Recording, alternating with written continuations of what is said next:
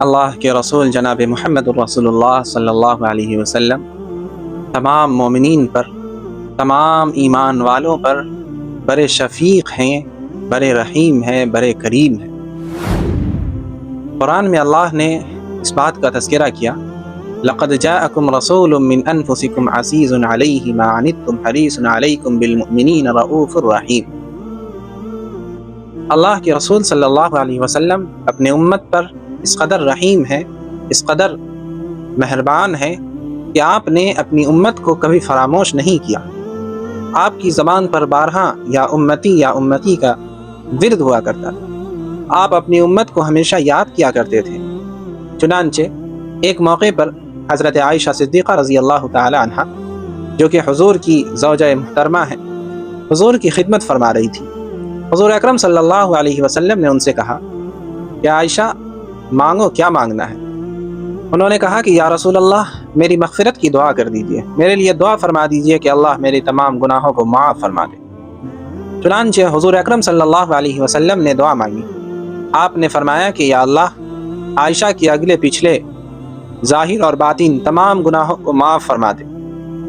حضرت عائشہ کہتی ہے کہ اس دعا کو سن کر مجھے اتنی خوشی ہوئی کہ میں بہت ہنسنے لگی، یہاں تک کہ میرا سر آپ کے گود میں چلا گیا، یعنی وہ بہت زیادہ ہنسنے لگی۔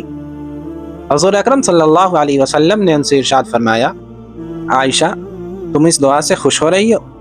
حضرت عائشہ نے کہا کہ یا رسول اللہ، آپ مستجاب الدعوات ہیں، یعنی آپ کی دعا تو قبول ہوتی ہے، تو آپ نے اتنی پیاری اور اتنی اچھی سی دعا دی ہے تو مجھے خوشی تو ہوگی ہی۔ اللہ کے رسول نے ارشاد فرمایا کہ میں یہی دعا اپنی امت کے ہر فرد کے لیے ہر فرض نماز کے بعد مانگتا ہوں۔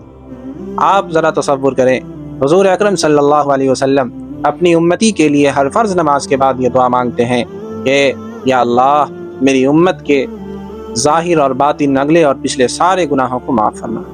آپ تصور کر سکتے ہیں کہ حضور اپنی امت پر کتنے رحیم، کتنے کریم اور کتنے شفیق ہیں۔ اس لیے ہمیں اور آپ کو بھی چاہیے کہ ہم حضور اکرم صلی اللہ علیہ وسلم کے احسان کو فراموش نہ کریں، بلکہ کثرت سے آپ پر درود شریف پڑھیں، آپ کو کثرت سے یاد کریں، آپ کی سنتوں پر عمل کریں۔ حضور نے تو اپنی امت کا اور اپنی امتی کا اتنا خیال رکھا کہ حدیث میں آتا ہے کہ حضور نے بہت ساری چیزوں کو صرف اس بنیاد پر ترک کر دیا کہ کہیں یہ میری امت پر فرض اور واجب نہ ہو جائے۔ آپ نے ہمیشہ اپنی امت کو یاد رکھا، اس لیے ہمیں بھی بحیثیت امتی اپنے آقا و مولا سرکار دو عالم جناب محمد الرسول اللہ صلی اللہ علیہ وسلم کے احسانات کو یاد رکھنا چاہیے، اور ہمیں بھی کثرت سے آپ پر درود شریف پڑھنی چاہیے۔